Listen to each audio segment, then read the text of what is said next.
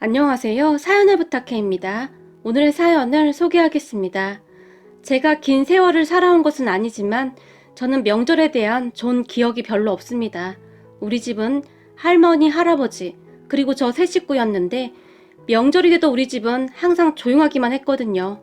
그렇게 명절에도 우리는 간단하게 떡국을 끓여 먹거나 동네 떡집에서 송편을 싸서 간단하게 먹고는 아무 말 없이 TV를 보면서 명절을 보냈어요. 명절만 되면 할머니, 할아버지의 표정이 좋지 않았는데 하나밖에 없는 자식 그렇게 되고 인생 참 덧없네. 할머니가 눈물을 훔치셨어요. 그런 할머니의 말에 할아버지가 어쩌겠어 인생이 이런 것을. 그러니까 그런 소리 하지도 말어 이 사람아. 할아버지가 한숨을 내쉬었어요. 우리 부모님이 교통사고로 그렇게 되신 후에 할머니, 할아버지는 제게 있어 부모님과 같은 존재였어요. 그러한 할아버지, 할머니의 사랑은 그 어떤 것과도 비교할 수 없는 그런 것이었으니까요. 대학을 포기하겠다는 저에게 네가 대학을 왜 안 가? 무조건 가야 한다. 네 엄마 아빠가 네 공부에 얼마나 신경을 썼었는데 네가 대학에 안 가면 이 할애비 할미가 나중에 네 엄마 아빠 얼굴을 어떻게 보라고 그러는 거야? 할아버지가 호통을 치셨어요. 대학 등록금이 한두 푼 하는 것도 아니고 내가 지금 그런 사치를 부릴 때가 아니야. 바로 취업해서 할머니 할아버지 짐을 덜어줘야지. 난 그렇게 못해. 이만큼 키워준 것만으로도 난 정말 감사해. 제가 눈물까지 글썽이며 말을 했는데 그런 제 말을 듣던 할아버지가 장롱 한켠에서 뭔가를 주섬주섬 꺼내시더니 이거면 충분할 게다 라며 제 손에 통장 2개를 쥐어주셨어요. 이게 뭐야? 뭐긴 뭐야. 하나는 너 대학 갈 때 쓰려고 준비해둔 거고 또 하나는 너 결혼할 때 쓰려고 준비해둔 거지 라는 말을 하셨는데요. 통장 안에 돈을 확인해보고는 깜짝 놀란 제가 이 큰 돈이 어디서 났어?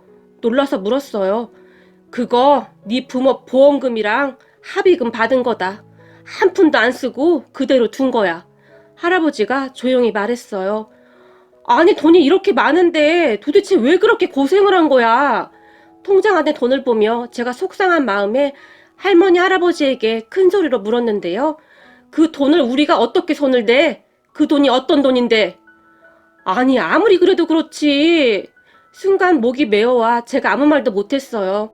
통장 안에는 돈이 꽤 있었음에도 불구하고 할머니 할아버지는 제 생각을 하면서 그렇게 가지고 있으셨다고 했어요. 잠시 후 할아버지가 통장 하나를 더 건네셨는데 이건 이 할애비 할미가 매달 조금씩 모은 돈이다. 혹시 몰라서 더 모았어. 이 돈이면 대학 갈 수 있는 거지? 할아버지가 저를 빤히 바라보시며 물었어요. 그 순간 제 눈에서는 눈물이 비 오듯이 쏟아져 내렸는데요. 그 힘든 농사일을 하시면서 병원비도 아까워하시던 할머니 할아버지는 밤새 끙끙대며 참아내셨거든요. 그리고 그렇게 한 푼 두 푼 돈을 모으고 계셨더라고요. 아유 울긴 왜 울어. 이 정도면 충분하지? 대학 갈 수 있는 거지? 그리고 공부 부족하면 학원도 다니자. 이 밑에 집 동수는 학원도 몇 개씩 다닌다고 하던데 동수는 중학교 때부터 다녔다고 하더구나. 이 할애비가 잘 몰라서 못 보냈어.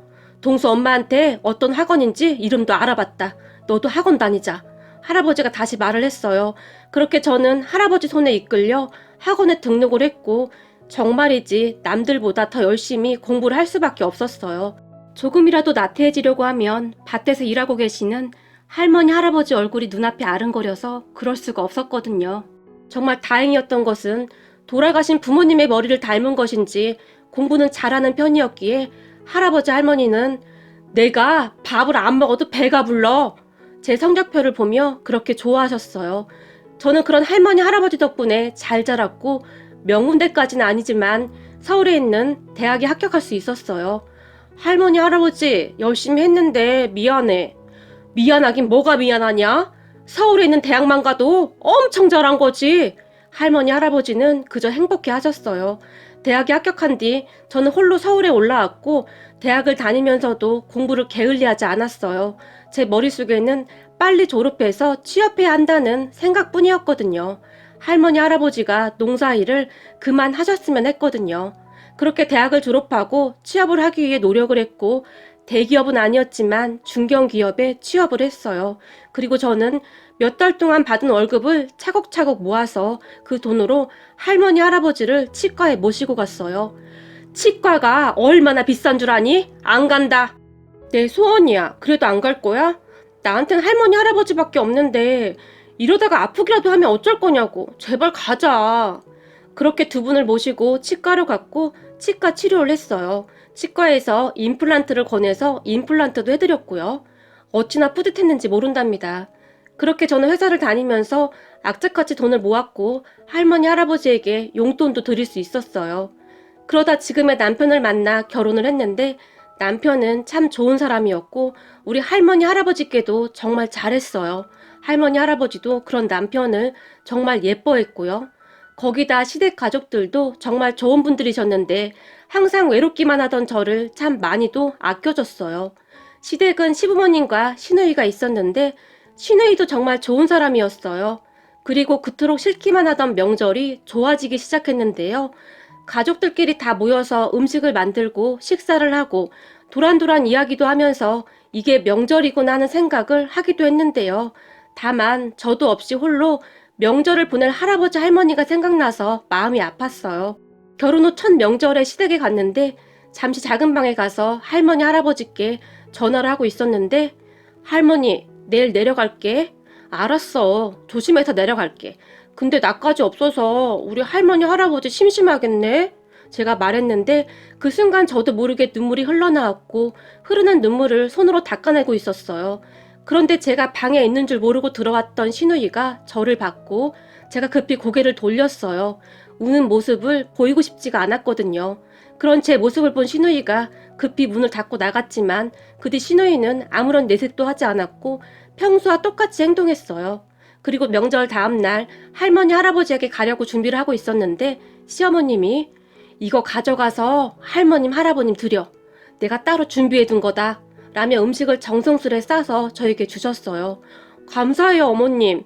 제가 어머님에게 감사 인사를 했는데 뒤에 있던 시누이가 옳게 나도 이거 라며 제게 뭔가를 건넸는데 형님 이게 뭐예요? 홍삼이네? 그냥 할머님 할아버님 가져다 드리라고. 시누이가 수줍게 웃었어요. 형님 감사해요 라고 말을 하던 순간 또다시 제 눈에 눈물이 고였는데요. 시누이는 항상 그렇게 묵묵히 저를 챙겼는데 속이 참 깊은 사람이었어요.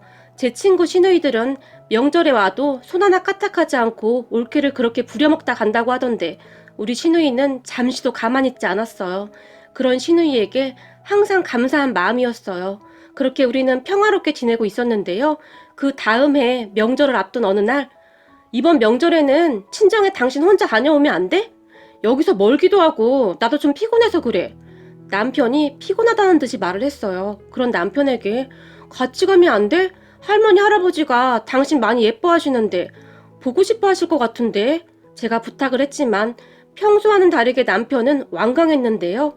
싫어. 나도 좀 쉬고 싶어. 그리고 엄마 아버지가 당신 명절에 안 와도 되니까 명절에 그냥 친정으로 가래 라는 말까지 했어요. 왜? 내가 무슨 잘못했어? 글쎄 나도 모르겠는데. 그리고 남편은 제게 기차표 한 장을 주고는 이거 타고 내려가면 돼. 명절 전날 기차표를 못 구해서 당일날 아침 제일 빠른 기차표야. 난 전날 집에 가야 하니까 기차역까지 당신 못 데려다줘. 그러니까 당신 혼자 알아서 가. 남편이 다시 냉정하게 말했는데 남편의 말이 어찌나 서운하게만 들리던지 눈물이 나오려는 것을 꼭 참았어요. 그리고 시댁에 전화를 했지만 그냥 오지 말거라. 우리가 제사를 지내는 것도 아니고 그냥 밥만 먹는 건데 뭐하러 오니? 번거롭기만 하고 나 바쁘니까 끊자. 시어머님이 전화를 끊어버렸어요. 그런 가족들을 보며 한편으로는 내가 뭘 잘못했나 하는 생각이 들기도 했고 또 한편으로는 서운한 마음이 가득했는데요. 시누이는 제 전화를 아예 받지도 않았고 제가 보낸 문자 메시지를 확인했음에도 답장조차 하지 않았거든요. 어찌나 서럽고 서운하던지 명절 전날 남편은 시댁으로 갔지 홀로 집에 있는데 그냥 눈물만 나오면서 역시 시댁 가족들은 나를 온전한 가족으로 생각하고 있지 않는구나 하는 생각과 함께 친구들이 시댁이라고 하면 치를 떨던 모습까지 생각나면서 그렇게 서러울 수가 없었어요. 그렇게 밤새 한숨도 못 잤고 명절 당일날 남편이 준 기차표를 들고 기차역으로 가서 기차를 탔는데 서러운 마음에 계속 눈물만 나왔어요. 그리고 몇 시간 뒤 할머니, 할아버지가 계신 고향집에 도착을 해서 대문을 열고 안으로 들어섰는데 명절만 되면 절간 같던 집에 웃음소리와 사람들의 대화하는 소리까지 집안이 시끌벅적했어요. 도대체 무슨 일인가 싶어 한동안 멍이 서 있었는데요. 잠시 후에 젊은 여자 한 사람이 문을 열고 나왔는데 자세히 보니 신우이였어요. 형님! 저도 모르게 그 말이 나와버렸고 올게 왔어? 그렇잖아도 올 시간이 됐는데 왜 안 오나 나와봤어. 왔으면 빨리 들어오지 않고 뭐하고 있어. 신우이가 활짝 웃으며 빨리 들어오라고 손짓을 하고 있었어요. 형님이 여기는 어떻게 오긴 뭘 어떻게 와. 명절 보내러 왔지. 빨리 들어와. 할머님 할아버님이랑 맛있는 음식 많이 했어. 올케 오면 같이 밥 먹으려고 기다리고 있었단 말이야. 신우이가 제 앞으로 성큼성큼 걸어와서는 제 팔을 잡아 끌었어요. 그렇게 집 안으로 들어섰는데 집안의 모습을 보고 저는 그만 오열을 하고 말았답니다.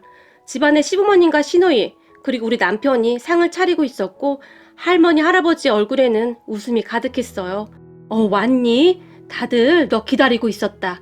할아버지가 활짝 웃으며 말했어요. 아니 다들 어떻게 된 거예요? 제가 물었는데요. 이번 명절에는 당신 좀 쉬게 하려고 어제 우리가 여기로 먼저 내려온 거야. 당신 저번 명절 내내 음식하느라 힘들었었잖아. 빨리 밥 먹자. 남편이 활짝 웃었어요. 그런 가족들의 모습에 저도 모르게 눈물이 왈칵 쏟아졌는데요. 알고 보니 전에 제가 홀로 울고 있던 모습을 보며 신우이가 올케 말이야. 할아버님 할머님 혼자 계신데 마음이 안 좋네. 우리 남편에게 말을 했다는데 그러게 전에 얼핏 들어보니 어릴 때는 명절이 그렇게 싫었대.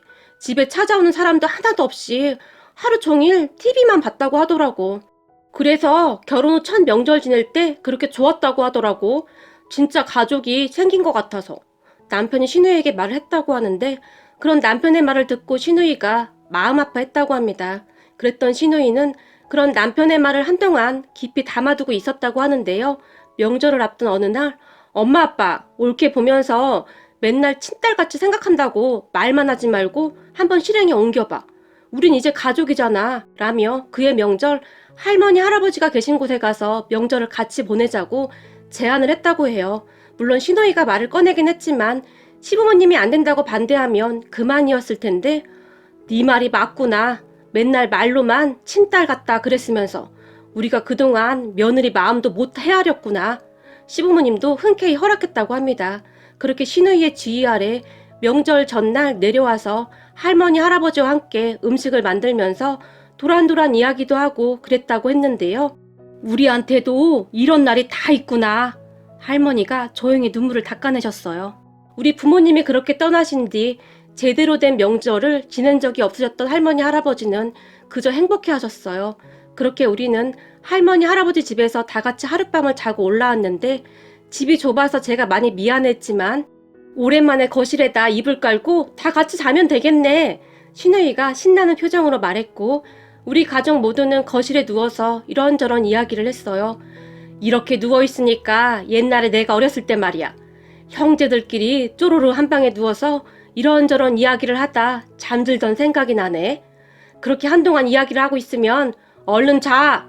라고 아버지가 소리를 지르던 생각이 나는구나. 우리 며느리 덕분에 좋은 추억이 하나 더 생겼구나. 고맙다. 시아버님이 조용히 말씀하셨어요. 그리고 그 말에 누워있던 제 눈에서 눈물이 뚝 하고 떨어졌는데 가족들은 그저 이런저런 이야기를 하느라 미처 눈치채지 못한 것 같았어요. 우리 어렸을 때 말이야. 엄마 아빠는 맨날 바빴잖아. 그래서 할머니 할아버지가 우리 봐줬었잖아. 이렇게 누워있으니까 우리 할머니 할아버지가 생각나네. 신우이가 말했어요. 우리는 그렇게 한동안 도란도란 이야기를 하다가 잠이 들었는데 그날의 추억은 아마도 평생토록 잊혀지지가 않을 것 같습니다. 제게는 너무나 행복하고 따뜻한 기억이었으니까요. 그 뒤에도 시댁 가족들은 우리 할머니 할아버지를 참 살뜰히도 챙겼어요. 그리고 그런 시댁 가족들이 그저 고마웠던 할머니 할아버지가 시댁으로 여러 가지 농작물을 보내주셨는데 도착한 박스를 열어보며 와 이것 봐 참기름이야. 와 호박이 어쩜 이렇게 튼실할까 그래? 고구마가 너무 맛있겠다. 시댁 가족들 모두 기쁨의 한호를 질렀어요.